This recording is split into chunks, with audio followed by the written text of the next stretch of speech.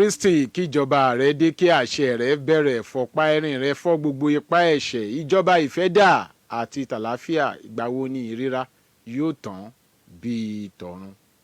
Adúpẹ́ lọ́wọ́ Ọlọ́run Olódùmarè, ọba àwọn ọba, olúwa àwọn olúwa, tó tún fún wa ní àkọ̀tún rí ọ̀fẹ́ láti wá sórí ètò Ohun Àwọn Kérúbù on FM lórí ìkànnì Sweet 107.1 FM lónìí. Tìrẹ ni ọlá, tìrẹ ni agbára, ọlá ńlá àtipá jẹ́ tìrẹ, nítorí pé ìwọ ni Ọlọ́run tí ẹ wà lórí ìtẹ́, tẹ̀ ń ṣe ohun tó wù yín lákòókò tó wù yín fáwọn tó wù yín nígbà tó wù yín. Adúpẹ́ o fún àánú tá a rí gbà lónìí láti wá sórí àkọ̀tún ètò Ohun Àwọn Kérúbù on FM láti iléeṣẹ́ Sweet 107.1 FM ní òkè Tèmídire nílùú Abẹ́òkúta. Gbogbo wa pátápátá la kí níbikíbi tá a ti ń gbóhùn Ọlọ́run ọ̀gá ògo lẹ́nu wa ní ìrọ̀lẹ́ yìí. Ẹ tún lè láǹfààní láti darapọ̀ mọ́ wa lórí ojú òpó ìbánidọ́rẹ̀ẹ́ Facebook pẹ̀lú Ohun Àwọn Kérúbù concept, Ohun Àwọn Kérúbù concept. Ẹ máa lọ wò wá kétékété láti wà níbẹ̀. Ọlọ́run alààyè yóò jùmọ̀ wá pẹ̀lú wa.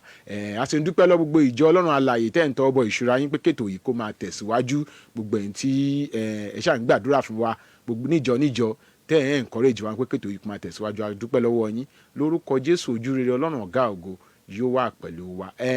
Pàṣẹ ń kí àwọn ẹlẹ́sìn kejì wa náà, ọmọ ìyá wa nínú ẹ̀sìn Islam, wípé a kó àkókò ti ọdún léyà yìí. Èmi wa tó ṣètò ọdún yìí yóò ṣètò ọdún tó ń bọ̀ láṣẹ Ọlọ́run ọ̀gá ògo. Ànífẹ́nikẹ́ni ṣàwátì, ànífẹ́nikẹ́ni ṣàwáìrí lórúkọ ti Jésù.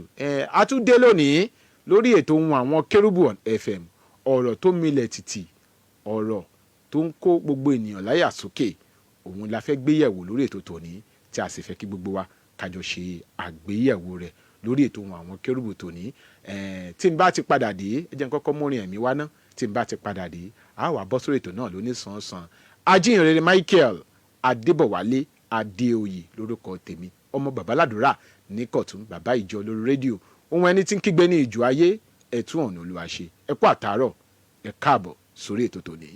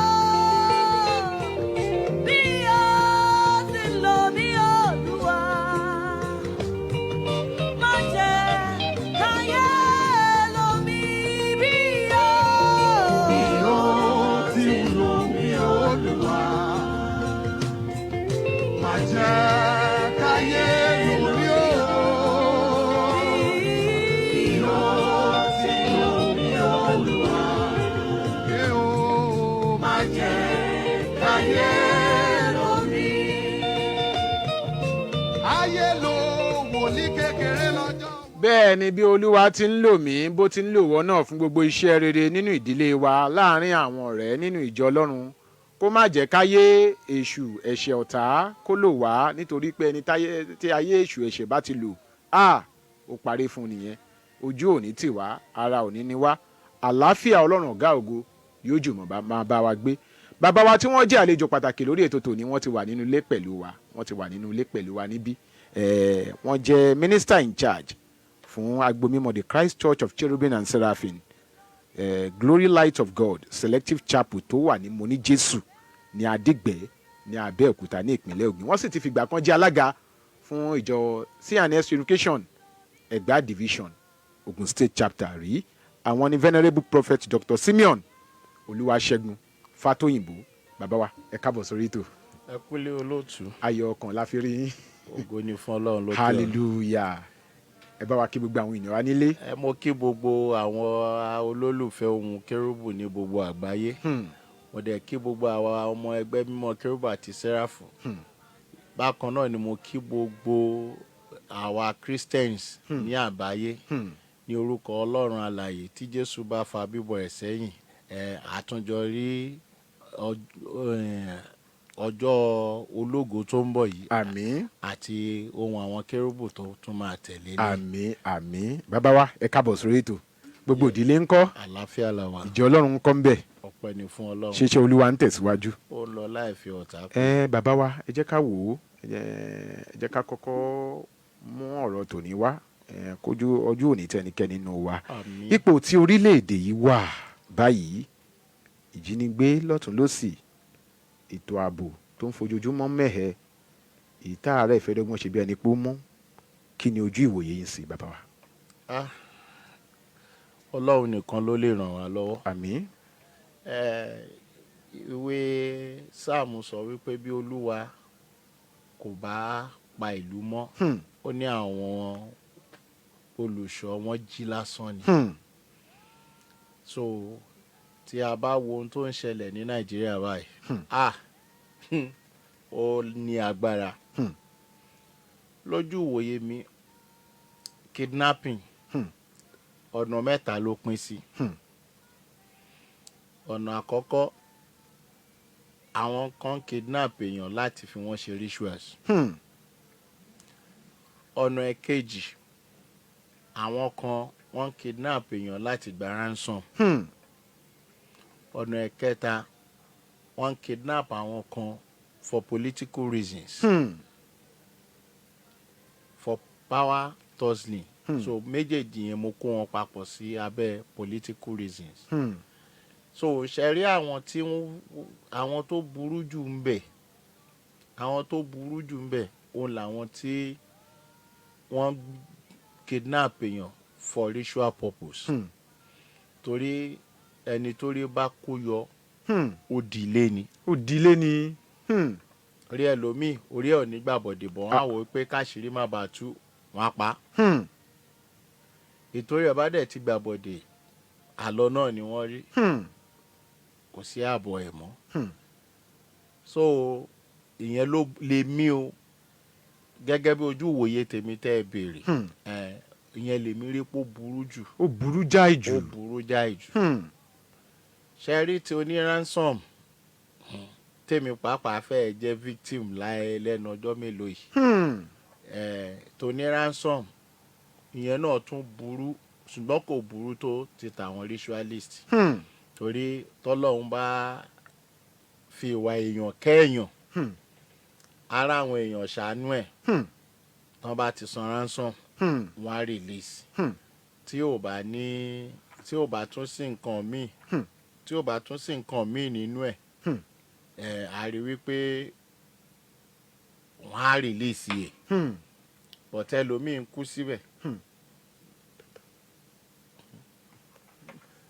ń kú síbẹ̀. Látàrí àìsàn tó wà lára ẹ̀. Bóyá ẹni tó ti wà on medication sí ò rí oògùn yẹn lò. So ó lè kú. Tàbí kó jẹ́ wípé condition yẹn kò rírú ẹ̀ rí. The shock can kill the person.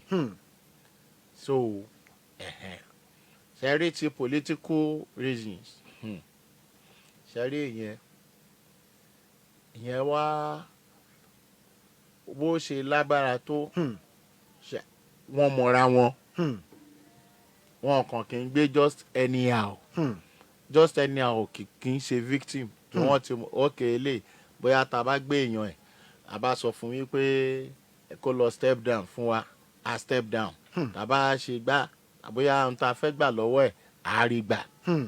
So ti tọ́dún àyẹn tó jẹ́ ti political reason yẹn, àwọn yẹn wọ́n ti mọ ẹni tán fẹ́ gbé. Bọ̀ṣẹ́ ráwọn méjì ti bí, ẹni tó rí bá kó yọ ni o, kò sẹ́ni tí wọn ò lè gbé. Ẹlòmíì ìgbà tán bá gbé dọ̀nà máa tó mọ̀ pé kó lo 200 years níbẹ̀, wọn ò lè rí nǹkan kan mú wá fún. Ní tàwọn tó ń gba ransom, ní tàwọn ti kidnap rituals kẹ̀rẹ́, wọ́n bá ti fi nǹkan lù ú, tàbí tó ti ṣe, tó bá ti gbé gbálẹ̀ lórí, ó ti tán. So ju gbogbo ẹ̀ lọ, kí Ọlọ́run alààyè kó máa kó wa yọ. Àmín. Ọlọ́run alààyè á ṣàánú wa. Àmín. Kí ni àwọn nǹkan tó yẹ kí ìjọ Ọlọ́run pàápàá wa Kristẹni ká kíyèsí nírú àkókò báyìí? Kí ni àwọn nǹkan tó yẹ ká gbọ́dọ̀ kíyèsí ní irú àwọn àkókò báyìí? Ohun àkọ́kọ́, Bíbélì sọ pé ohun ìjà wa kì í ṣe ti ayé yìí, ṣùgbọ́n ó ní agbára láti wó ibi gíga ayé palẹ̀. So nǹkan àkọ́kọ́ ni kí ohun ìjà wa jẹ́ ọ̀rọ̀ Ọlọ́run. Bẹ́ẹ̀lì sọ wípé orúkọ Olúwa ilé ìṣọ́ agbára ni, olódodo sá wọbẹ̀ ó dẹ̀ rí ìyè. So ojú ìwòye gbogbo Christian ohun tí ó yẹ kí àwa Christian ṣe lọ́wọ́lọ́wọ́ báyìí ni wípé ká kọ́kọ́ súnmọ́ Ọlọ́run ju tàtẹ̀yìnwá lọ. Torí ẹni tó jókòó níbi ìkọ̀kọ̀gá ògo yóò máa gbé abẹ́ òjìji Olódùmarè. So a gbọ́dọ̀ kọ́kọ́ wà níbi ìkọ̀kọ̀gá ògo yẹn. So tá bá ti wà níbi ìkọ̀kọ̀gá ògo yẹn, I am telling you, ààbò yẹn á dájú. Á dájú lórí wa. Secondly ni wípé gbogbo ìjọ gbọ́dọ̀ wà security conscious báyìí. Gbogbo ìjọ gbọ́dọ̀ wà security conscious báyìí. There must be security everywhere in the church. A gbọ́dọ̀ gbáradì lọ́nà tí ààbò. Lọ́nà tí ààbò. Ó ti kúrò ní ohun tí ṣeré báyìí. Tí a bá dẹ̀ wo ní ìwé Nehemiah, nígbà tí wọ́n ń kọ́ ilé tí wọ́n ń kọ́ odi Jerusalem, àwọn tó ń yọ wọ́n lẹ́nu wọ́n wá láti attack wọn. Nehemiah ní kán mú idà wọn sí ọwọ́ kan, kán dẹ̀ máa fi ọwọ́ kejì ṣe iṣẹ́. So àwọn ohun ìṣọ́ra wa, bàbá fẹ́ ṣe program sí tí èèyàn bá ti máa lọ síbi 50, 60 and above, ó yẹ ká ti mọ̀ pé a gbọ́dọ̀ inform àwọn security. Kò sọ̀rọ̀ àdáṣe ń bẹ̀. Kò sí ọ̀rọ̀ àdáṣe mọ́. Torí pé tá a bá sọ pé bá a ṣe ń ṣe nìyẹn, ó ti kúrò ní bá a ṣe ń sìn. Because all these kidnappers are all in our midst now. Wọ́n ti wà káàkiri. So téèyàn ò bá ṣọ́ra, tó bá wá lọ jẹ́ pé mà tí nǹkan tó yẹ kéèyàn ṣe síwájú ló ṣẹ̀ wá lọ fi ń kẹ́yìn. Bóyá ńgbà tó ti di wípé wọ́n ti wá jí ẹnìkan gbé àbí wọ́n ti ṣèyàn kan léṣe la ṣẹ̀ wá lọ pé àwọn agbófinró. Àní jẹ́ kán ríṣẹ́ yẹn ṣe dáadáa. But tí àwọn bàbá wa ní ìṣáájú ojú ogun ò kì í jẹ́ ká tọwọ́ bojú kó tó ṣe bí òwe. So tí ó bá jẹ́ pé a ti fi ètò wa tá a fẹ́ ṣe tá a ti fi sọ fún àwọn agbófinró. A fẹ́ ṣe nǹkan báyìí o, lọ́jọ́ báyìí lákòókò báyìí o. Ṣé mọ̀ wípé tó bá ti fún wa lọ́lọ́pàá méjì àbí àwọn àmọ̀tẹ́kùn ni wọ́n àbí àwọn other security agencies, a rí wípé àwọn ẹran tó fẹ́ perpetrate evil yìí pàápàá wọ́n bá ti wojú ilẹ̀ tán rí pé dáa pé bí ìwà secured, I am telling you, they might not be able to carry on what they want to carry out. So ìyẹn já sí wípé àwa fúnra wa gbọ́dọ̀ ti ní kíni o, a gbọ́dọ̀ ti ní àfojúsùn àwọn ọ̀nà tí a fẹ́ fi dáàbò bo àwọn tí ó ń bọ̀ fún program wa. So lẹ́yìn yẹn, every individual coming to programs now must be security conscious. Kì í ṣe pé kàn pé program láago 9 káwọn àbọ̀ láago kan òru. Wọ́n á sọ pé program dẹ̀ ló lọ o, ìṣọ́ òru ló lọ o, wọ́n má tún lọ fìyẹn máa sọ àwọn iṣẹ́ ìsìn wa lẹ́nu. So téèyàn bá tètè débi tó ń lọ lójúmọmọ, wàá dẹ̀ tún jẹ́ kí ilẹ̀ mọ́ kó tó kúrò ń bẹ̀. So ìwọ fúnra ara ẹ náà kẹ̀rẹ́ lẹ́gbẹ́ ọ̀tún lẹ́gbẹ́ òsì lẹ́ẹ̀kọ̀ọ̀kan náà olúkálukú á máa ṣe kíni o, á máa wò. Tá a bá ti rí strange face, tá a ti rí strange person, we are free to meet with that person. Ẹ jọ̀ọ́ ta lẹ béèrè, kí lẹ fẹ́ rí, invite yín wá síbí. So kò ṣe nǹkan tó burú báyìí sìn láti wà inquisitive. Kò ń ṣe nǹkan tó burú báyìí. Bẹ́ẹ̀ni, láti béèrè lọ́wọ́ èèyàn pé kí lẹ fẹ́. Kí lẹ fẹ́, ata ló invite yín wá, brother alábájá àbí pastor alábájá, ta lẹ béèrè. Tí o bá ti lè rí nǹkan kan sọ, then we keep suspecting you. Nowadays, everybody must be suspicious. We must suspect everything. So that a ò ní fall into danger. Ayé àtijọ́ ni kò kàn mí. Ẹ wò, tó bá ṣẹlẹ̀ ládùúgbò kan, gbogbo ará àdúgbò yẹn ni ò ní lè sùn. Ẹnìkan náà máa gbé, ṣùgbọ́n gbogbo ará àdúgbò yẹn ló máa wà ní ìdààmú.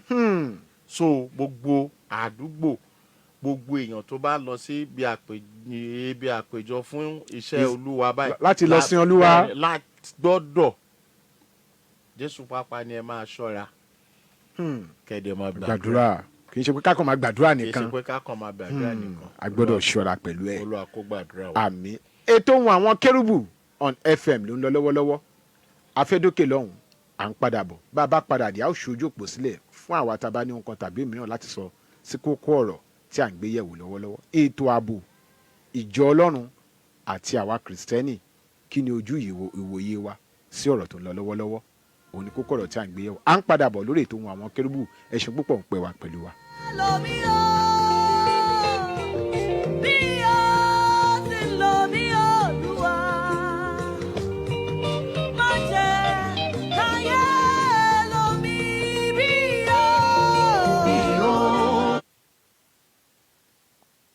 Automatic Mercy Interdenominational Crusade. Jésù ọba aláàánú dé.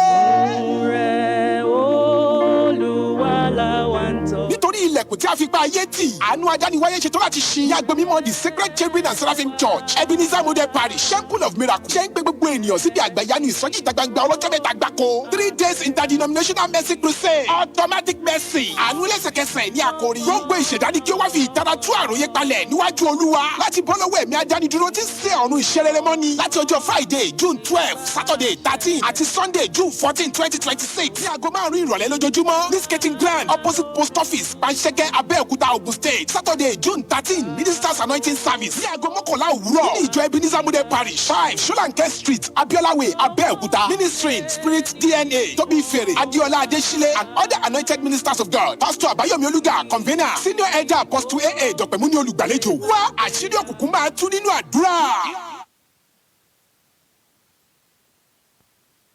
ẹ tẹ́tí sí ìkéde pàtàkì yìí. àbá ń bẹ fún igi tí a bẹ́ tó bá gbúrò omi yóò sọ ní ìwé mímọ́ wí. kí ni ó jẹ́ ìdojúkọ rẹ? òkè ìṣòro wo ló mú ọ banújẹ́ ní gbogbo ìgbà? ìlàkọjá wo ló wà lọ́wọ́lọ́wọ́ tó le koko? ó ṣú bí òjò, ó dàbí ẹni pé ayé fẹ́ pin. má sọkún mọ́. jésù olùrànlọ́wọ́ tí ó wà nítòsí ní gbogbo ìgbà ti gbé wòlíì rẹ̀ prophetess adéjọkẹ́ ọlájùmọ̀kẹ́ convener ọlọ́run kò ṣe ohun ti prophetic prayer ministry kalẹ̀ fún ìmúpadàbọ̀sípò gbogbo ènìyàn. ìdèwúyà kí o sì kàn sí wòlíì ọlọ́run ọ̀gá ògo fún ìtọ́ni nínú ẹ̀mí, àdúrà àgbàṣẹ́gun àti ìgbaniníyànjú lórí ohun kan tàbí òmíràn tí ó jẹ́ ìbìnújẹ́ rẹ. ẹ pè prophetess adéjọkẹ́ ọlájùmọ̀kẹ́ tí ọlọ́run kò ṣe ohun ti prophetic prayer ministry sórí nọ́mbà yìí 08100691936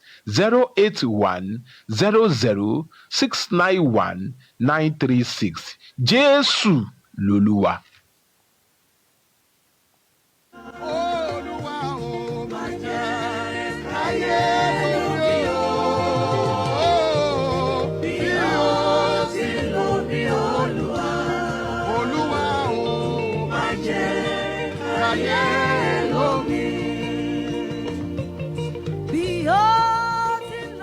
ètò Ohun Àwọn Kérúbù on FM ló ń lọ lọ́wọ́lọ́wọ́ lórí ìkànnì Sweet 107.1 FM ní òkè tèmídúró nílùú Abẹ́òkúta. ètò ààbò orílẹ̀-èdè Nàìjíríà tó fẹ́ dàbí ẹni pé ó ń ṣe àìlera. ìjọ Ọlọ́run àti àwa Kìrìsìtẹ́nì ojú ìwòye wa àwọn nǹkan tó yẹ ká kíyèsí ní kókó ọ̀rọ̀ tí à ń gbé yẹ̀wò lọ́wọ́lọ́wọ́ lórí ètò tòní. Ọlọ́run alààyè á ràn wá lọ́wọ́, ojú ò sì ní ti ẹnikẹ́ni nínú wa. fún àwa tá a bá fẹ́ pè wọlé sórí ètò yìí, nọ́mbà ta ní àǹfààní láti pè wọlé sí nìyí láti dá sí ètò tó ń lọ lọ́wọ́lọ́wọ́ 0707 316 0403 0707 316 0403 tàbí 0812 411 3677 0812 411 3677 ní nọ́mbà tẹ́ ní àǹfààní láti pèsè. bàbá wa prophet venerable prophet Dr. Simeon Olúwaṣẹ́gun Fatoyinbo ní àlejò wa tí wọ́n jẹ́ minister in charge fún the Christ Church of Cherubim and Seraphim, the Glory Light of God Selective Chapel tó wà ní Moni Jésù ní Adígbẹ̀ ní Abẹ́òkúta. Àwọn ní àlejò wa lórí ètò yìí. àwa tí a bá fẹ́ pè wọlé ní àǹfààní láti pèsè nọ́mbà yìí 0707 316 0403 tàbí 0812-411-3677 ní nọ́mbà tí a ní àǹfààní láti pèsè. Bàbá wa ẹ kú àtótónu àtẹ̀kan. Yes, sir. À ń sọ̀rọ̀ nípa ojú ìwòye àwọn nǹkan tá a gbọ́dọ̀ kíyèsí tí àwa Kristi. Hello sir. Ẹ bá wa yí rédíò yẹn sílẹ̀. Ẹ bá wa yí sílẹ̀. Tẹ́ bá ti fẹ́ pè wọlé ṣáà bá wa gbé lọ́lẹ̀ dáadáa ká lè gbọ́ra wa yékéyéké. A wà lójú òpó ìbánidọ́rẹ̀ẹ́ Facebook Ohun Awon Kerubu ni ẹ máa sáàchì fún. Ohun Awon Kerubu òun lẹ máa sáàchì fún lójú òpó ìbánidọ́rẹ̀ẹ́ Facebook Ohun Awon Kerubu lẹ máa sáàchì fún. Ẹ like, kẹ follow, kẹ comment, ẹ share níbẹ̀ gbogbo bẹ́ẹ̀ náà ni gbogbo wa wà. Nọ́mbà tẹ ní àǹfààní láti pèsè 0707-316-0403 0707-316-0403 tàbí 0812-411-3677 0812. Hello sir. Ó dáa bàbá wa ẹ jẹ́ kí a tẹ̀síwájú lórí kókó ọ̀rọ̀ tí a ń gbé yẹ̀wò. Kí ni àwọn nǹkan tá a gbọ́dọ̀ kíyèsí. Lẹ́yìn àwọn tí mo ti sọ lẹ́ẹ̀kan. Bẹ́ẹ̀ni. Ṣe rí a gbọ́dọ̀ make sure wípé ìsìn wa number of days tá a fi ń ṣe ìsìn bẹ́ẹ̀ni kó máa wà reduced. Because hello ojú òpó yẹn ò jagara. Tẹ́ bá ti fẹ́ pè wọlé jẹ́ ká yí rédíò wa sílẹ̀. Ẹ jẹ́ ká yí sílẹ̀. Ó yá bàbá wa. Because àwọn Yorùbá sọ wípé ẹni tó ń ṣọ́ ni ló mọ̀yàn. Àwa tó ń ṣọ́ àmọ́. Nísìn Ọlọ́run dẹ̀ ti ṣe àìmọye program lè wọ́n ti lè ṣe online. A ṣe program online and people will be blessed. Instead kí congregation ká máa kó èrò jọ without adequate security. Tí adequate security bá ti wà kò really ní meaning pé ká má ṣe. Ṣùgbọ́n tí ò bá ti sí enough security personnel kò dáa ká endanger life àwọn èèyàn. So a lè ṣe program online tó yẹ pé people will join and they will be blessed. Àìmọye testimony. Àìmọye àwọn tá à ń ṣe à ń pray fún nílùú òyìnbó náà tí kì í ṣe pé ṣe là ń ríra kì í ṣe pé ṣe la gbọ́ wọlé wọn Ọlọ́run dẹ̀ máa gbọ́ wọ́n á dẹ̀ padà give testimony. So tá a bá reduce the number of time tá a fi ń ṣe service náà kò ní jẹ́ ká wà prone to all this kidnapping in most cases. So kó lọ akóràn wá lọ́wọ́. Àmín. Kó lọ akóràn wá lọ́wọ́. Àmín. Torí Ọlọ́run gbọ́dọ̀ ràn wá lọ́wọ́. Àmín. Issue yìí ó ti lágbára ju. Hello sir. Ẹ kú ètò. Yes sir, ẹ káàbọ̀ sórí ètò bàbá wa. Yes sir, àwọn oníwàásù Ọlọ́run àti ìwọ̀n ti agbára kún agbára wọn. Àmín. Kí lórúkọ àti ìbílẹ̀ tí ń pè sà? Orúkọ mi ni Apostle Adéyẹmọ Ẹ̀fẹ̀ JP. Ẹ káàbọ̀ sórí ètò bàbá wa. Yes sir. Nǹkan wọn sọ lórí ọ̀rọ̀ ètò ààbò àtijọ́ Ọlọ́run ni pé gẹ́gẹ́ bá bàbá ti sọ wọ́n ti sọ ọ̀pọ̀lọpọ̀ ẹ̀ wípé kí ìjọ kan pèsè ààbò fún àwọn tó wá fẹ́ organize bí iṣẹ́ òru àbí ìṣèlú tí ìbàjẹ́. Bẹ́ẹ̀ni. Nítorí láàrin nínú àwọn ọmọ Ọlọ́run náà nínú ìpéjọpọ̀ wọn àwọn ènìyàn bí náà wà ń bẹ̀. Káyọ̀ ti máa close ká máa wà time conscious. Káfà kókó sí. Ṣé ẹ wá rí èyí tó jájù ni kí àwọn ọmọ Ọlọ́run ká má jẹ́ kí ète àti ìmọ̀ Sátánì kí ó jọ. Àwọn àgbábọ̀ wọ́n ń jọ gàtè òjò gàtè ó fẹ́ bí ìjọ gàtè. Ìgbìmọ̀ àwọn kan láti jẹ́ kí ìmọ̀ wọn mi ìfẹ́ ju gbẹnu sọ torí lórí ẹ̀rọ la wà lórí ẹ̀rọ ayélujára la wà. Láti má jẹ́ kí àwọn kan láti kó ẹ̀sìn jàgídíjà kankan wọ̀lú máa fọ́ọ̀sì àwọn èèyàn sí ẹ̀sìn tí kò yẹ kí wọ́n ṣe. A ó rí i pé ó ti ń fi ojú hàn gbangba báyìí. Ní tẹ́tẹ́lẹ̀ àwọn òkú bóyá ní tí ó ṣèlú ló fà á àfẹ́kẹ́nìkan wọlé tó fẹ́kẹ́nìkan wọlé ni ṣùgbọ́n ó ti kọjá ibẹ̀ báyìí. Ó ti di kóníkálukú kó fi ojú alákàbí sọrí ní báyìí nísìn nínú ìjọ. Kí àwọn ọmọ ìjọ bí dáàdì ti sọ tó máa ń ti fi ọwọ́ kan gbàdúrà nígbà tí Nehemiah bá ti sọ wọ́n táwọn tá a fẹ́ gbógun ó ń sọ fún wọn ni ẹ fi ọwọ́ kankan fi di ohun ìjà mú kẹ́ ẹ̀dẹ̀ tí ọwọ́ kan máa fi ṣiṣẹ́ bí àdúrà ti jẹ́ ohun ìjà onígbàgbọ́ síbẹ̀ náà ojúlá kan fi ń sọrí ni. So gẹ́gẹ́ bí àwọn èèyàn wọ̀nyí kí a sọ lọ́pọ̀lọpọ̀ ìrìn tí àwọn èèyàn rìn ládùúgbò báwo ni àwọn tó máa ń sa ike sa àdá káàkiri àdúgbò yẹn kí ọ̀pọ̀lọpọ̀ wọn jẹ́ spy ni wọ́n jẹ́ fún àwọn oníjàgídíjàgan wọ̀nyí. Kò sáṣà àti ṣe yìí ní àárín ọmọ Yorùbá yálà Mùsùlùmí ni wá ní tàbí sẹ́ni ìpèdè kẹ́rẹ́ ìwà ti jáde wá bá ti gbàgbọ́ nìyẹn. Ṣùgbọ́n àwọn ará bíi ètè àti ìfihàn wọn tó wà lórí ayélujára ó ti fi bá a ṣe ràn lọ́lọ́run rẹ̀ nìkan wá lọ́wọ́ sà. Àmì ẹ ṣé púpọ̀ àmì.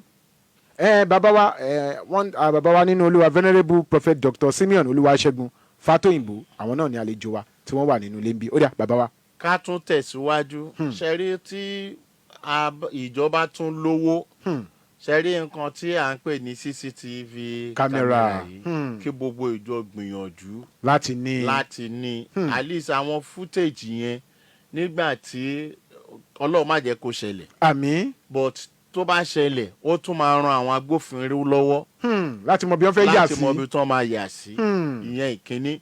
Èkejì ká wá sọ pé kò tí ì ṣẹlẹ̀ ó ṣe é mọ́nítọ̀ àwọn èèyàn wọ́n ṣe ń wọlé wọ́n ṣe ń jáde. So tí Ọlọ́run bá gbé gbogbo ìjọ náà lọ́wọ́ sókè tá a bá lè máa gbìyànjú láti ṣerú àwọn nǹkan bẹ́ẹ̀ yẹn tí gbogbo ìdúró tó wà bẹ́ẹ̀ tó jẹ́ pé láti bí some distance away a lè rí ẹni tó ń bọ̀ a lè rẹ́ni tó wọlé a lè rẹ́ni tó ń jáde. So àwọn tó wà nídìí mọ́nítọ̀ gan wọ́n lè tètè gẹ́ẹ̀tì pé ẹni tí àpò ẹ̀ wù yìí ẹ jẹ́ kán lọ kí ló wà ń bẹ́ẹ̀ báàgì tó fẹ́ gbé wọlé yìí kí ló wà ń bẹ́ẹ̀ ẹ jẹ́ ká lọ wò ó. ẹrù tó gbé kọjá yìí kí ló wà ń bẹ́ẹ̀. kò sí ẹni tó fẹ́ wá ṣiṣẹ́ ibi náà tí ò ní rìn bákan bọ̀ nítorí pé àìkí ń fura tó rà ti máa wò pé ilé Ọlọ́run là ń lọ ṣọ́ọ̀ṣì ni so kò ń jẹ́ ká fura kò ṣe mọ̀ táwọn èèyàn bá wà nídìí kọ̀ǹpútà tán wà nídìí kíní CCTV yẹn láti mọ́nítọ̀ báwọn èèyàn ń wọlé àti báwọn èèyàn ṣe ń jáde wọ́n á tètè rí. wọ́n á tètè rí pé bó ṣe ń lọ nìyí. dẹ̀ ká dẹ̀ gbàdúrà kó má sí alábòsí láàrin wa àwọn èèyàn bíi Júdásì tí wọ́n ta Jésù. ká gbàdúrà kó má sí láàrin wa. mo ti rí situation tó jẹ́ wípé lára àwọn tí wọ́n ń fẹ̀tàn wá sínú ìjọ náà ni wọ́n lọ ń pinpoint àwọn tó lówó. nínú ìjọ tán lè táwọn èèyàn yìí lè gbé. Kọ́lọ́run kó ràn wá lọ́wọ́. Ẹ̀yin èèyàn tẹ́ ń wò wá nílé ẹ tún lè wúrí wa wò lójú òpó Facebook ẹ like ẹ comment ẹ share ẹ follow Ohun Awon Kerubu concept Ohun Awon Kerubu concept ẹ tún lè tún wò wá dáadáa níbẹ̀ àdúpẹ́ fún ẹ̀yin tẹ́ ẹ ti darapọ̀ mọ́ wa níbẹ̀ àdúpẹ́ ẹ lè wò wá lójú òpó ìbánidọ́rẹ̀ẹ́ Facebook lórí Ohun Awon Kerubu concept ẹ like ẹ follow ẹ comment ẹ share ètò Ohun Awon Kerubu on FM ló ń lọ lọ́wọ́lọ́wọ́ fún ẹ̀yin tẹ́ bá fẹ́ pè wọlé nọ́mbà tẹ̀ ní àǹfààní láti pèsè 0707-316-0403 tàbí 0812-411-3677 làwọn nọ́mbà tó wà nílẹ̀ tí ẹ lè pè sí. Bàbá wa ẹ jẹ́ kí n mú ọ̀rọ̀ yìí wá gẹ́gẹ́ bí ìjọ Kristi ṣe ilé ní ẹ jẹ́ ká wò kí ọ̀rọ̀ tó wà nílẹ̀ yìí kì í ṣe àwa Kristẹni nìkan ló kàn ó kan Kristẹni ó kan Mùsùlùmí ó dé inú ọjà ó dé ilé ìwé ó dé àwọn ilé iṣẹ́ káàkiri kí ni ọ̀rọ̀ àmọ̀ràn yín fún gbogbo èèyàn ní irú àkókò báyìí. ọ̀rọ̀ àmọ̀ràn tèmi fún gbogbo èèyàn torí mo ṣe sọ lẹ́ẹ̀kan ajá tó lọ lé ẹkùn tó bọ̀ lèmi tí mo wà wájú yìí. ṣe rí nǹkan àkọ́kọ́ ni pé Ọlọ́run má jẹ́ ká ní àrìn fẹsẹ̀ sí. àmín. nǹkan àkọ́kọ́ ni o Ọlọ́run má jẹ́ ká ní àrìn fẹsẹ̀ sí. so àmọ̀ràn mi fún gbogbo èèyàn náà ni wípé ká má sùn àsùnpìyè. ká má sùn àsùnpìyè ká wà tàláàtì gbogbo ìgbà. gbogbo community báyìí sìn SCDA kọ̀ọ̀kan gbọ́dọ̀ wà ní ìṣọ̀kan. gbogbo lẹ́yìn community àwọn pé local government wa àwọn ìlú kọ̀ọ̀kan tó make up local government yẹn náà ó gbọ́dọ̀ tún wà ní ìṣọ̀kan. ìṣọ̀kan gbọ́dọ̀ wà. ká má sọ wípé kò dé ìlú ti wà kò tí ì dọ́dọ̀ wà. lẹ́yìn yẹn state by state ká wà ní ìṣọ̀kan security network yẹn kó wà ní ìṣọ̀kan. that is how we can curb this. That is how we can curb it. Sherry, except from that, because apá àwọn security personnel wa ò ká wọn tán. Torí based on employment, tá a bá wo iye ratio ọlọ́pàá kan sí populace kò tó. According to international standard kò tó. Wọ́n mi fẹ́ ká sọ̀rọ̀ lọ síbẹ̀ yẹn but káwọn ìjọba wa kán bá wa gbìyànjú láti gba ọlọ́pàá kún ọlọ́pàá. Àwọn èèyàn kún iṣẹ́ ọlọ́pàá. Bẹ́ẹ̀ni civil defence kún àwọn tó wà ń bẹ̀. Àwọn sójà kún àwọn tó wà ń bẹ̀. So that ọwọ́ ò ní kún wọn. Iṣẹ́ yẹn á lè kálé. Á lè rọrùn fún wọn. Á lè ka oko. Láti ṣe. But n tó pọ̀ jù ń bẹ̀ ni pé kí gbogbo wa máa gbàdúrà o. Ká má rìn fẹsẹ̀ sí. Lẹ́yìn èyí ká máa ṣọ́ra gbogbo tá a bá ń lọ. Mọ́tò tá a fẹ́ wọ̀ pàápàá kéèyàn tẹjú wo dáadáa kó tó wọ̀. Mọ́tò tá a fẹ́ wọ̀ kéèyàn tẹjú wo dáadáa kó tó wọ̀. Ni wọ́n bá dẹ̀ ní ká máa wọ sọ́lẹ̀ báyìí. Ìwọ̀nba bẹ́ẹ̀ ni bó tẹ̀ jẹ́ wípé ọ̀wọ́n gógó epo kò jẹ́ káwọn èèyàn lè rówó àti wọ mọ́tò pọ̀ síbẹ̀síbẹ̀ owó tí wọ́n ní kò sí yẹn tó fi lọ wọ sọ́lẹ̀ yẹn náà wọ́n á padà wá jáde o. Wọ́n á padà wá jáde torí náà mo rọ̀ gbogbo wa pé ojú lalákan fi ń ṣọ́rí ká máa kíyèsára ní gbogbo ìgbà ní gbogbo ọ̀nà ká dẹ̀ wá kún fún àdúrà. Ọ̀dà Ọlọ́run àlàyé á ràn wá lọ́wọ́ Ọlọ́run àlàyé. Màmá wa Akínòsì Sunday Ìfẹ́wálé Ọlálékan Ayọ̀ọ́lá àrípẹ́ wà níbẹ̀ Evangelist Ọlátiléwá àrípẹ́ yìí náà wò wá ketekete Akínbùwá Olúwàńbẹ Samuel àrípẹ́ yìí náà wà níbẹ̀ àdúpẹ́ àwọn tí a sọ pé well done my gallant general ẹ̀sìn púpọ̀ Evangelist Ọlátiléwá sọ pé well done sir more anointing Ọlálékan Ayọ̀ Ọlá sọ wípé well done sir more anointing more wisdom for you my prophet Akínòsì Sunday Ìfẹ́wálé sọ pé more anointing sir like ẹ comment ẹ share ẹ follow ketekete là ń wò wá ètò Ohun Àwọn Kérúbù on FM ló ń lọ lọ́wọ́ ẹ̀yin fẹ́ pè wọlé ẹ̀yin náà fẹ́ dá sétò tó ń lọ lọ́wọ́lọ́wọ́ 0707 316 0403 0707 316 0403 tàbí 0812 411 3677 0812 411 3677. Hello. Ẹ káàsán sà. Hello. Láti Kútọ̀ ni Olùjà ló ń sọ̀rọ̀. Ẹ káàbọ̀ sórí ètò Alàgbà Èlíjà. Mo ní kí àlejò wa ní pọ́ọ̀pù wọn kú àlàyé tí wọ́n fún wa. Pàápàá jùlọ ibi tí ó bá ti ṣe dandan fún ènìyàn láti lọ kó ní kálukú jókòó sílé. Àmọ̀ràn tí náà tún nìyẹn. Bẹ́ẹ̀ ni. Ẹ bá wa gbé sókè dáadáa. Kí àwọn program tó bá yẹ jẹ́ pé program gẹ́gẹ́ bí wọ́n ṣe sọ náà káwọn churches gbìyànjú náà láti máa ná wọn security personnel.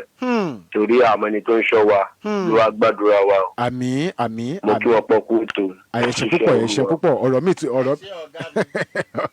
ọ̀rọ̀ mi tún nìyẹn o ibi tí ò bá ti necessary kí ọjọ́ kan lé ìyá kínní kan gbọ́dọ̀ bínú ọmọ abínú tí ń bá lọ. At the end of the day ṣe náà máa sọ pé ẹ káàtẹ̀ lójókòó sílé ẹ̀ ní káàtẹ̀ lójókòó sílé ẹ̀ ní Ìbàdàn kò yẹ kó jẹ́ òun ló máa wá ba kò jẹ́ kó jẹ́ òun ló máa wá ba program ọ̀hún jẹ́ wíwá tó wá ní ìsìn òun yẹn àti ẹ̀kúkú mọ̀ bóyá ibòmí ló yà sí.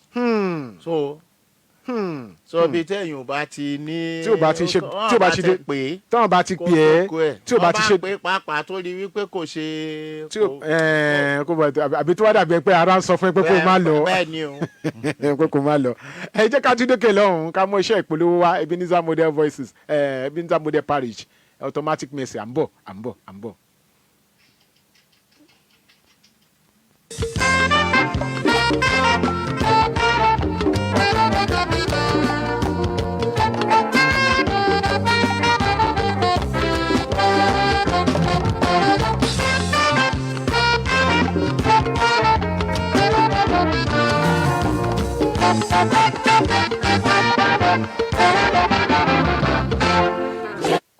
Automatic Mercy Interdenominational Crusade. Jésù ọba aláàánú dé. Olúwa la wá ń tọ̀. tí a fi pa ayé tì. Àánú adániwáyé ṣetán láti ṣí. Ní agbo mímọ́ the Sacred Cherubim and Seraphim Church, Ebenezer Model Parish, Temple of Miracle. Ṣé ń pé gbogbo ènìyàn síbi àgbàyanu ìsọjí ìta gbangba ọlọ́jọ́ mẹ́ta gbáko. 3 days interdenominational mercy crusade. Automatic mercy. Àánú lẹ́sẹ̀kẹsẹ̀ ní àkòrí. Gbogbo ìṣẹ̀dá ni kí ó wá fi ìtara tú àròyé palẹ̀ níwájú Olúwa. Láti bọ́ lọ́wọ́ ẹ̀mí adánidúró tí ń ṣe ọ̀run ìṣerere mọ́ni. Láti ọjọ́ Friday, June 12, Saturday 13 àti Sunday, June 14, 2026. Ní aago 5 ìrọ̀lẹ́ lójoojúmọ́. Ní skating ground opposite post office, Panṣẹ́kẹ́, Abẹ́òkúta, Ogun State. Saturday, June 13, Ministers Anointing Service. Ní aago 11 òwúrọ̀. Nínú ìjọ Ebenezer Model Parish, 5 Sholanke Street, Abiola Way, Abẹ́òkúta. Ministering Spirit DNA, Tobi Fere, Adiola Adesile, and other anointed ministers of God. Pastor Abayomi Oluga, convener. Senior Elder Apostle AA Dr. Muni Olùgbàlejò. Wá àṣírí òkùnkùn máa tú nínú àdúrà.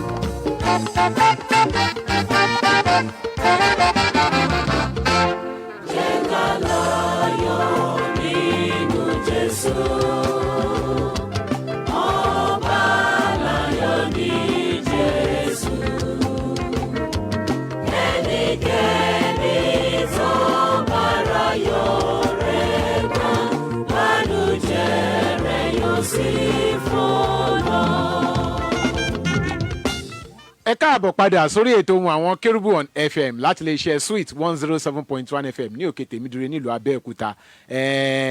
Iná rí bá a ṣe mú wálé òní ọ̀rọ̀ tó jọkọ́ gbogbo wa ní kí gbogbo wa jọ gbé yẹ̀wò àti àwa Kìrìsìtẹ́nì àti ìjọ Ọlọ́run ètò ààbò orílẹ̀-èdè Nàìjíríà tó mú ọkàn tútù bá gbogbo wa ojúṣe wa àwọn nǹkan tó yẹ ká mọ̀ bàbá wa nínú Olúwa tí wọ́n ń gbé yẹ̀wò lórí ètò tòní bàbá wa tí wọ́n jẹ́ minister in charge fún agbo mímọ́ the Christ Church of CNS the Glory Light of God Selective Chapel tó wà ní Moni Jésù ní Adigbe ní Abẹ́òkúta. Àwọn ní àlejò wa Venerable Prophet Dr. Simeon Segun Fatoyinbo dídì àwọn ni wọ́n wà níbí pẹ̀lú wa. Bàbá wa ipa tó tó nu àtẹ̀kan. Yes sir. Láàrin ìṣẹ́jú díẹ̀ ẹ jẹ́ kí n sọ báyìí bàbá wa. Ètò ààbò tá à ń sọ̀rọ̀ nípa èyí náà kí ni ọ̀rọ̀ àmọ̀ràn yín ṣe mọ̀ pé àwọn ọmọ yẹn ṣì wà ń bẹ̀ yẹn níbi tí wọ́n ti ń nà wọ́n lẹ́gbàá. Ẹni tó bá dá àwọn pictures yẹn ó máa ń sunkún pé kí ni ọ̀rọ̀ àmọ̀ràn yín fún gbogbo àwọn òbí àtàlágbàtọ́ nírú àkókò báyìí. Nǹkan tí màá tiẹ̀ kọ́ sọ ni pé gbogbo abiyamọ agbára Ọlọ́run àwọn ò ní fáwọn ògbé àwọn ọmọ wa bí ẹja o. Àmín. Torí gbogbo àwọn ọmọ báyìí ẹ̀rù ti ń bọ ọmọ mi àti lọ school ká má tí ì sọ àwọn òbí gan trauma yẹn ó ti ń wà lára àwọn ọmọ. So mo fẹ́ fi àkókò yìí sọ fún gbogbo àwa òbí wípé táìmù tá a gbọ́dọ̀ máa mọ́nítọ̀ bọ́mọ ṣe ń wọ school bó ṣe ń jáde lélẹ̀ tá a wà lọ́wọ́lọ́wọ́ báyìí. Then tó bá jẹ́ private school báyìí tó bá jẹ́ wípé a máa sọ fún àwọn olùdásílẹ̀ iléèwé kán bá wa fi kún àwọn securities personnel wọn ó àkókò rèé. Àwọn iléèwé ìjọba náà káwọn PTA náà kán gba security kún security. Tó bá jẹ́ pé méjì ní school ní tẹ́lẹ̀ kí PTA gba méjì àbí mẹ́ta míì mọ́ torí ọmọ náà ṣe ń ṣiṣẹ́. So a máa ń ṣiṣẹ́ torí ọlọ́màjẹ́kánjọ́ ọmọ náà gbé. So tí wọ́n bá jí gbé owó tá a máa ná àti ìrònú tó wà ń bẹ̀ kò lè tó èyí tá à ń ná pé kí gbogbo wa fi gba security yẹn kò ní tó èyí tá a fẹ́ dá nìkan ná. Kọ́sọ́ báyọ̀ máa padà di kọ́ lọ́mọ gbọ́mọ ọmọ ẹ̀ ní kọ́ lọ́mọ gbọ́mọ ẹ̀ ní. So torí yẹn ní schools gbogbo PTA forum láti ìsinsìnyí lọ kọ́ máa make sure wípé security yẹn ó jẹ́ kókó dẹ̀ kó dẹ̀ ṣe ọ̀tọ̀ ní gateman ọ̀tọ̀ ní security o. Ọ̀tọ̀ ní gateman ó ṣe bàbá tá a fi sẹ́nu géètì. Kó lọ máa ṣí ilẹ̀kùn àbí kó lọ máa na flag ilẹ̀kùn. Àwọn tó wà tó jẹ́ technocrat tó máa fojú léko. Àwọn professionals tó máa mọ̀ wọ́n máa tán lè suspect èèyàn tán lè read criminals. so not necessarily pé kọ́kọ́ máa jókòó sẹ́nu gate. No, in fact strategic places ló yẹ kí irú àwọn yẹn kọ́ máa wà.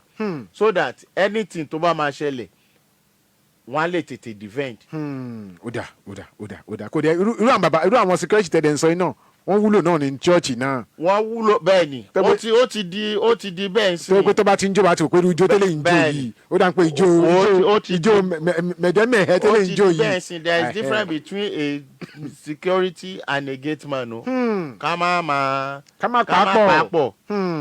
ó dà. wọ́n kàn bá sí gate man wá oúnjẹ ni pé ṣáàjọ máa bá wa sílẹ̀ máa bá wa tá a bá fẹ́ wọlé tá a bá fẹ́ jáde but security ó fẹ́ ṣe iṣẹ́ ni. akọ iṣẹ́ ló fẹ́ ṣe. and a security person must be a professional. ó dà 0707-316-0403 0707-316-0403 tàbí 0812-411-3677 nọ́mbà tẹ̀ ní àǹfààní láti pèsè nìyẹn láti dá sétò Ohun Àwọn Kérúbù on FM tó ń lọ lọ́wọ́lọ́wọ́ 0707-316-0403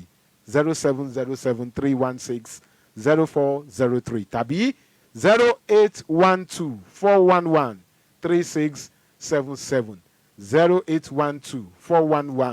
0812-411-3677. kókó ọ̀rọ̀ tá à ń gbé yẹ̀wò ètò ààbò orílẹ̀-èdè Nàìjíríà tó fẹ́ dọ́gbọ́n ṣe bí ẹni ń bomi tútù sí gbogbo wa lọ́kàn. Kí ni àwọn nǹkan tó yẹ kí ìjọ Ọlọ́run àti àwa Kìrìsìtẹ́nì ká mọ̀ ní irú àkókò yìí? Òun ni nǹkan kókó ọ̀rọ̀ tí à ń gbé yẹ̀wò lọ́wọ́lọ́wọ́ níbi tá a ti ní bàbá wa tó wọ́n jẹ́ olùṣọ́ àgùntàn láti ìjọ the Christ Church of CNS Glory Light of God Selective Chapel tó wà ní Monijesu ní Adigbe ní Abẹ́òkúta gẹ́gẹ́ bí àlejò pàtàkì Venerable Prophet Dr. Simeon Olúwaṣẹ́gun Fatoyinbo àwọn ni àlejò wa ẹ̀kọ́ atótónu àtẹ̀kàn bàbá wa Ọlọ́run á ràn wá lọ́wọ́ ojú òsì ní tì wá ẹ ti sọ lẹ́ẹ̀kan wípé kí àwọn PTA kí wọ́n gba security káde máa monitor time táwọn ọmọ wa ń wọlé tó ń jáde. hello ta ló wà ń bẹ̀? ó dà ẹ jẹ́ ká tún dókè lọ́hùn-ún bá mú automatic mercy wá ká tó kó gbá wọlé lónìí ká.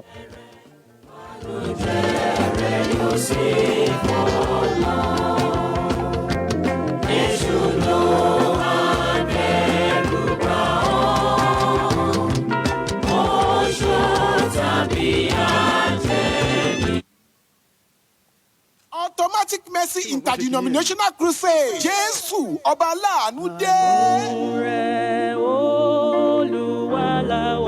Nítorí ilẹ̀kùn tí a fi pa ayé tì, àánú adániwáyé ṣetán láti ṣí. Yàgbọ́ mímọ́ the Sacred Cherubim and Seraphim Church, Ebenezer Model Parish, Temple of Miracle. Ṣé ń gbé gbogbo ènìyàn síbi àgbàyanu ìsọjí ìta gbangba ọlọ́jọ́ mẹ́ta gbáko. 3 days Interdenominational Mercy Crusade. Automatic Mercy. Àánú lẹ́sẹ̀kẹsẹ̀ ní àkórí. Gbogbo ìṣẹ̀dá ni kí ó wá fi ìtara tú àròyé palẹ̀ níwájú Olúwa. Láti bọ́ lọ́wọ́ ẹ̀mí adánidúró tí ń ṣe ọ̀run ìṣerere mọ́ni. Láti ọjọ́ Friday, June 12, Saturday 13 àti Sunday, June 14, 2026. Ní aago 5 ìrọ̀lẹ́ lójoojúmọ́. Ní skating ground opposite post office, Panṣẹ́kẹ́, Abẹ́òkúta, Ogun State. Saturday, June 13, Ministers Anointing Service. Ní aago 11 òwúrọ̀. Nínú ìjọ Ebenezer Model Parish, 5 Solanke Street, Abiola Way, Abẹ́òkúta. Ministering Spirit DNA, Tobi Fere, Adiola Adeshile, and other anointed ministers of God. Pastor Abayomi Oluga, convener. Senior Elder Apostle AA Dr. Muni Olùgbàlejò. Wá àṣírí òkùnkùn máa tú nínú àdúrà.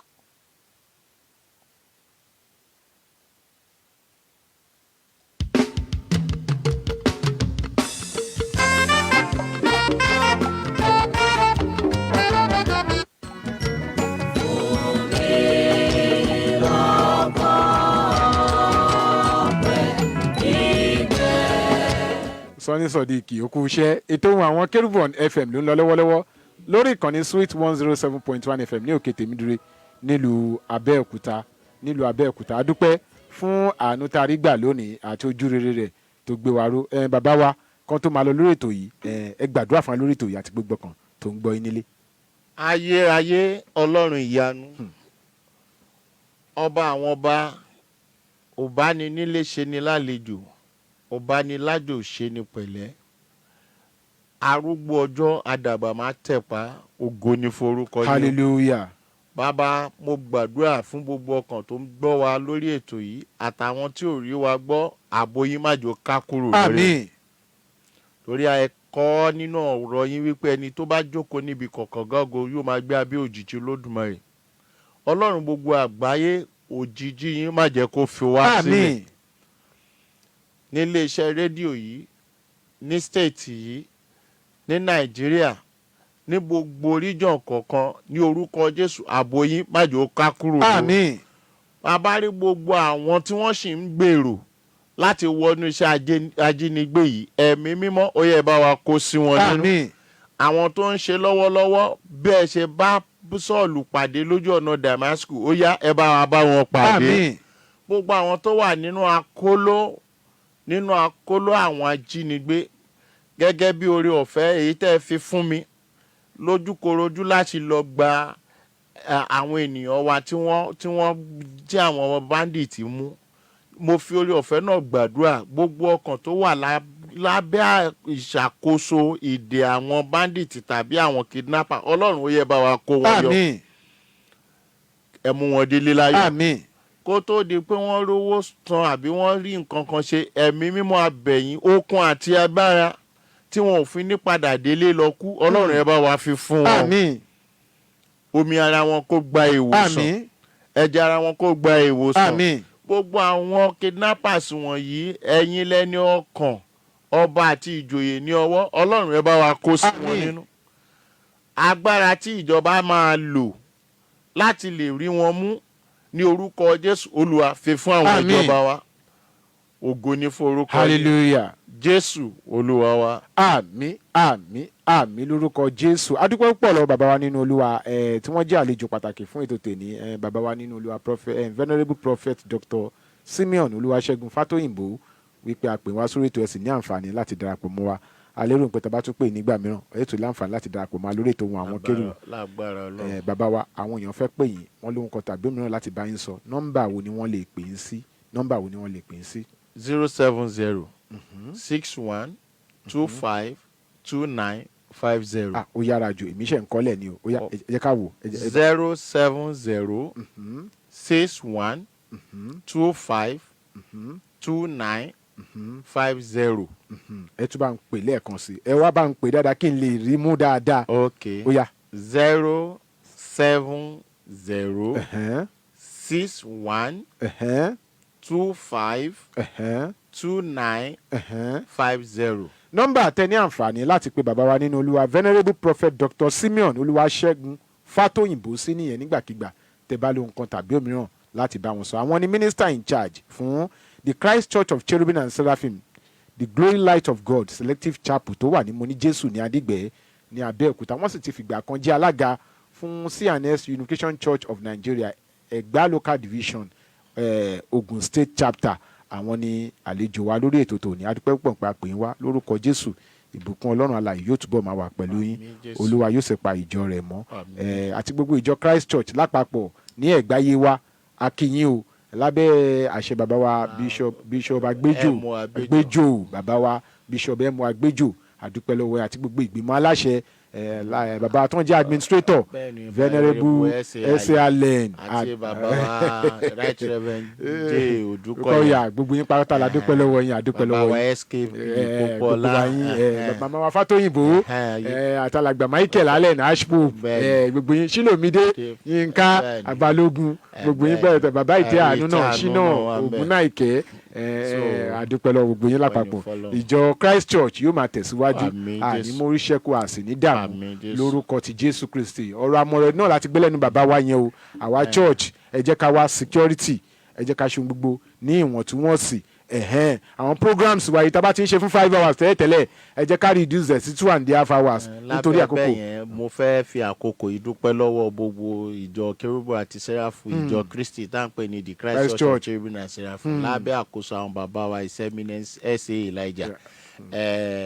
Nítorí èèyàn wa kan tí àwọn ajínigbé mú gbé ní Ìbàdàn ní Koko Research. So gbogbo ìjọ Christ Church wọ́n ṣe gudugudu méje yàyà mẹ́fà wọ́n ṣe gudugudu ní ti méje ìnáwó, ní ti ìnáwó àti ní ti àdúrà. Ìtàn fi ti èmi ọmọ wọn lẹ́yìn tí mo wọnú igbó àwọn bàbá. táwọn yìí lọ adẹ̀dúpẹ́ pé ọlọ́run mú wa dé láyọ̀ àti àlàáfíà arákùnrin wa náà wà ní ayọ̀ àti àlàáfíà báyìí. Olúwa ṣe àdúpẹ́ ìyẹn fi ìṣọ̀kan hàn nínú ìjọ Christ Church lápapọ̀. Olúwa yóò pa ìjọ rẹ̀ mọ́ àní dààmú lórí ẹnikẹ́ni. Kí ìjọ Ọlọ́run ká ṣe gbogbo ní ìwọ̀ntúnwọ̀nsì. Àwa iléèwé ẹ jẹ́ ká mọ́nítọ̀ àwọn ọmọ wa táìmù tó ń wọlé táìmù tó ń jáde. Àwọn ọmọ tó pé tó máa close ńgbà mi ṣe náà máa ṣe é lójú ọ̀nà. Ká ṣe gbogbo ní ìwọ̀ntúnwọ̀nsì. Wọ́n dẹ̀ ti jẹ́ kó yẹ wá pọ̀ ọ̀tọ̀ ní gate man ọ̀tọ̀ ní security man. Ká mọ̀ yẹn náà àánú Ọlọ́run ààbò Ọlọ́run á dájú lórí gbogbo wa lórúkọ Jésù. Ọlábùsí ọmọ ògo ẹ̀rí ọmọ ọlọ́jà ó wà níbí àjọ wà lórí ètò Ohun Àwọn Kérúbù on FM ní Sunny Sodiq òun náà wà níbẹ̀ yẹn bí sójà tó ṣe pé kí lórúkọ ọkùnrin tó dúró gbágbá bí sójà ológun yìí kí lẹ ti pè Adams àwọn ní alàgbà Adams àwọn jọ ń gbé sókè tó ń gbé wá sílẹ̀ ní adúpẹ́ púpọ̀ lọ gbogbo wa fẹ́yìn tẹ́ bá lóhun kan tàbí òmíràn láti bẹ́ẹ̀ mi atọ́kùn ètò Ohun Àwọn Kérúbù on FM sọ ní àǹfààní láti pè mí sórí nọ́mbà yìí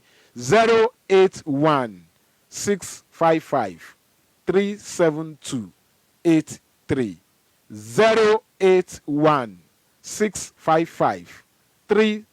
081-655-372-83 WhatsApp nọ́mbà mi náà nìyẹn 081-655-372-83 ní nọ́mbà tẹ̀ ní àǹfààní láti pè sí. Ajínrere Michael Adébọ̀wálé Adéoyè lórúkọ tèmi ọmọ babaládùúrà ní Kọ̀tún bàbá ìjọ lórí rédíò ohun ẹni tí ń kígbe ní ìjọ ayé ẹ̀tún ọ̀nà Olúwa ṣe a ó fàyọ̀ pàdé lọ́sẹ̀ tó ń bọ̀ lórí ètò Ohun Àwọn Kérúbù on FM. Kí àlàáfíà kó wà ní ìpínlẹ̀ Ògùn, kí àlàáfíà kó wà lórílẹ̀‐èdè Nàìjíríà, kí àlàáfíà kó wà pẹ̀lú iléeṣẹ́ Sweet FM. A ó fàyọ̀ pàdé lọ́sẹ̀ tó ń bọ̀ láṣẹ Ọlọ́run ọ̀gá ògo. Shalom, shalom. Ìrọ̀jú rẹ̀.